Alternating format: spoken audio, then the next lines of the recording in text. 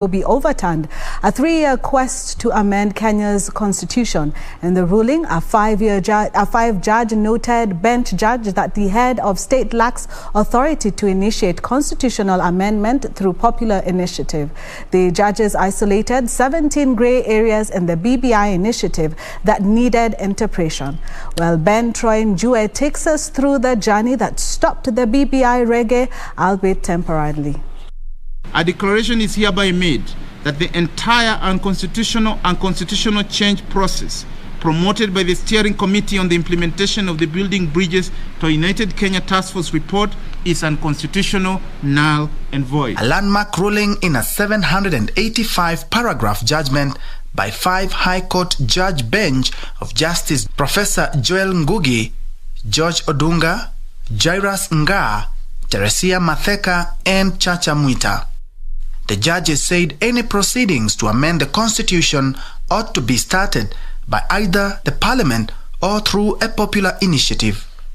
The power to amend the constitution through the popular initiative route under Article 257 of the constitution is reserved for the private citizen, for Wanjiko only.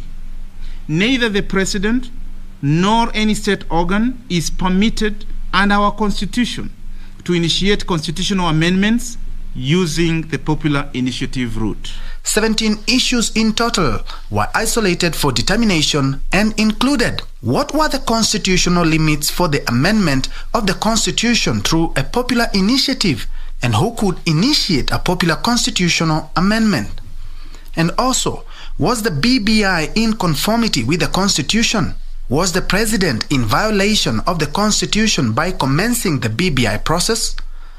In addition, was there adequate legal backing to initiate a popular initiative? And had the IEBC carried out national voter registration before the referendum, among other issues? The bench tore through the BBI initiative directly, questioning the president on the same, and I quote, "The president failed to respect, uphold and safeguard the constitution, and to that extent he has fallen short of the leadership and integrity threshold." End of quote. The petitioners in the case had sought to stop BBI, claiming that the country was steering into uncharted waters driven by a few political bigwigs instead of a wave of change by Kenyans. The petitioners, through lawyer Nelson Harvey, wanted to stop the process completely, targeting sections of the law that were at the core of the initiative.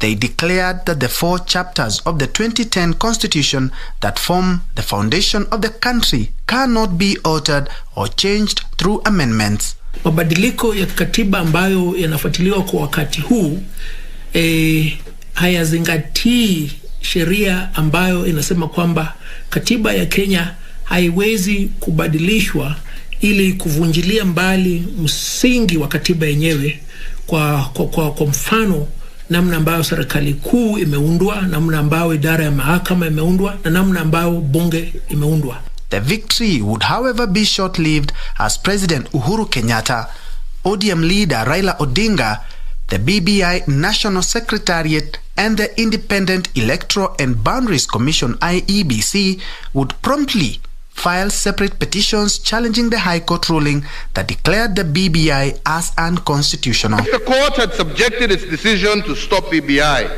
to a cost-benefit analysis, in other words, if it had considered the burden of choice, then there are questions the judiciary would have asked. If we indeed were at a constitutional moment, is a decision against BBI a decision in support of the status quo? A 7-judge bench constituted by the President of the Court of Appeal, Justice Daniel Musinga, would later begin hearing the appeal case, which consolidated the appeal petitions. The 7 judges picked to hear the case include presiding Judge Daniel Musinga, Justices Roslyn Nambuye, Hannah Okwengu, Patrick Kiage, Gatembu Kairu, Fatuma Sichale and Francis Tuyot. Instead, my lords, I'm inviting you respectfully, you uphold the judgment of the High Court and you improve on it. From the record and the bundles and the records of the IEBC, the promoters were Junet Mohammed and Waweru and IBC confirmed. Now the country eagerly awaits the Court of Appeal decision this Friday to determine whether the BBI Reggae will go on or will they have to make a pit stop at the Supreme Court of Kenya. You can see the volumes of papers and documents that we must plow through.